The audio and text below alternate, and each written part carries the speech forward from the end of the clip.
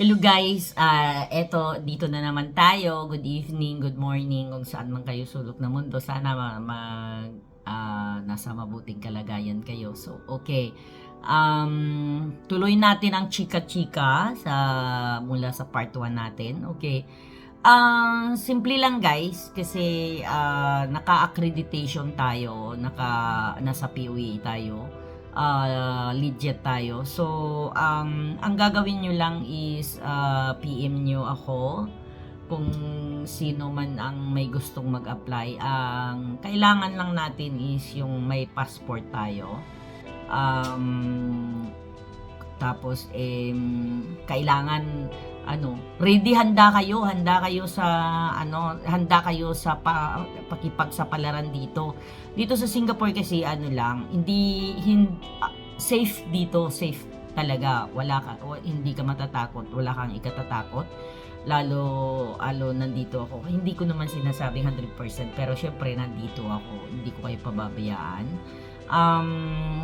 Basta ang ko lang is yung kailangan palakas loob nyo lang talagang humarap sa mga hamon dito ng mga employer, kasi mostly ng mga dito is alaga ng bata, matanda, ganon. So kailangan walang RT-RT dito.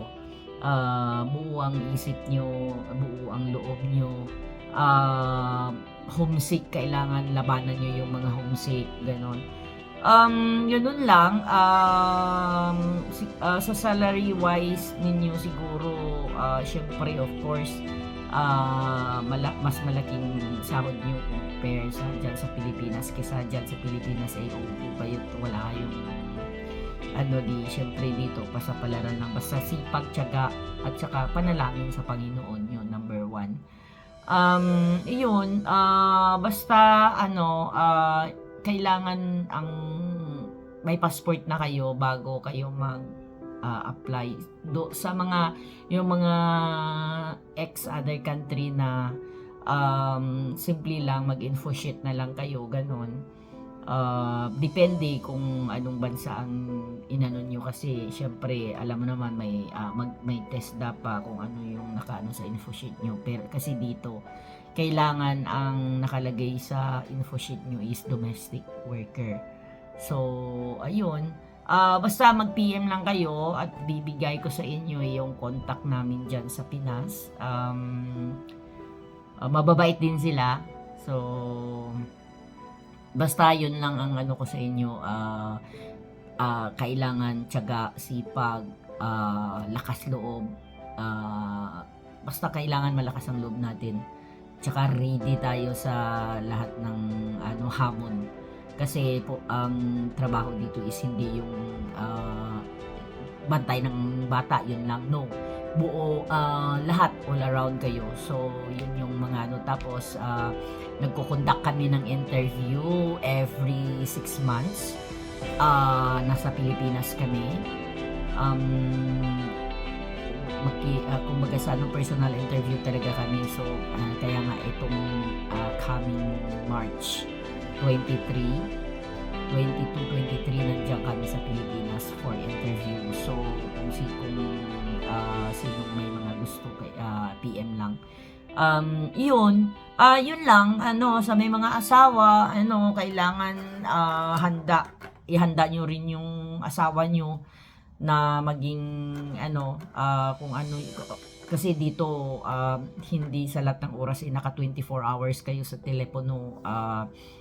Pagka may trabaho, bawal lang ng cellphone, ganun. So handa nyo yung pamilya nyo, ganun. Basta ready kayo, at saka yan yung purpose ng channel natin. Yan yung makatulong sa mga nangangailangan na gustong magsapalaran sa ibang bansa, ganun. So yun lang guys, basta mag-ingat lang tayo palagi. Kahit saan man tayong bansa mapunta, basta ang panghahawakan lang natin is yung tibay ng loob. Yun lang guys, tibay ng loob sa lahat ng hamon. So siguro guys, basta for more information, i-contact nyo lang ako. Bibigyan ko kayo ng mga tips. So yun lang guys.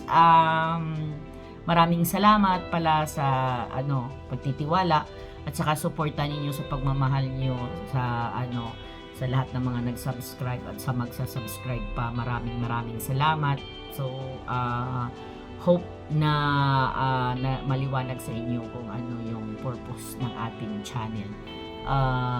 Basta keep update lang, keep watching lang. Basta mag-upload lang ako kung may mga iba pang mga updates about sa basta yung purpose nito is to help ng mga kababayan natin na gusto magsapalaran dito sa Singapore. So, thank you and God bless. Bye! See you next episode. Bye!